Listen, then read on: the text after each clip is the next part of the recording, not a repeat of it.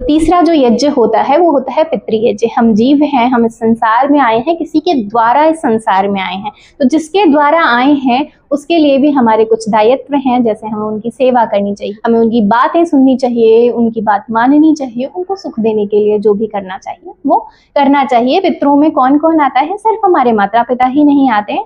तो साइंटिस्ट भी इस बात को प्रूव कर चुके हैं कि हमारे जो सेल्स हैं, यानी कि जो डीएनए है, उससे हमारी 6 पीढ़ियां तो पता ही चल जाती हैं। यानी कि हमारे सेल्स में हमारी 6 पीढ़ियों का, यानी कि दादा दादी, नानी नाना, इन सब के भी हमारे सेल्स हैं, यानी कि उनका भी हमारे जीवन में बहुत बड़ा योगदान रहा है।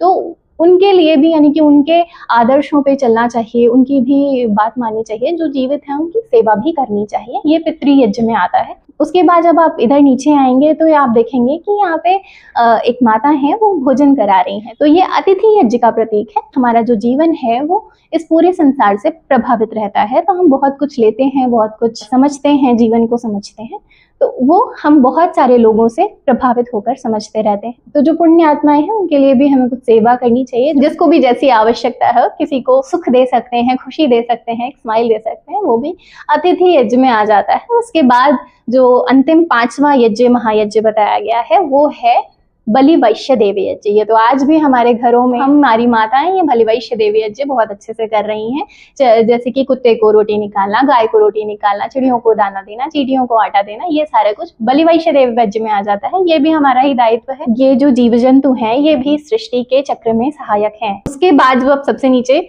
बीच में आएंगे तो ये पृथ्वी बनी हुई है। ये इस बात का प्रतीक है कि ये जो 5 महायज्ञ हैं, ये किसी एक धर्म संप्रदाय तक सीमित नहीं है। ये पूरी पृथ्वी लोकवासियों के लिए, सबके लिए ज़रूरी हैं। क्योंकि जब हम ये बहुत अच्छे कर्म कर रहे हैं तो हमें सुख तो मिलेगा, ये तो निश्चित है, क्योंकि हम अच्छे कार्य कर रहे हैं। जैसे कि गीता में बताया कि जो हम कर्म करेंगे उसका फल मिलेगा। तो जब हम अच्छा करेंगे तो अच्छा ही फल मिलेगा। तो यह पूरे पृथ्वी लोक के लिए है, सभी के लिए यह पंच महायज्ञ ऋषियों ने बताए हैं। तो ये हमें ज़रूर करने चाहिए, इससे हमें सुख मिलता है। तो आप भी ये ज़रूर करें और अपने जीवन को सुखमय बनाएं। ओम नमस्ते।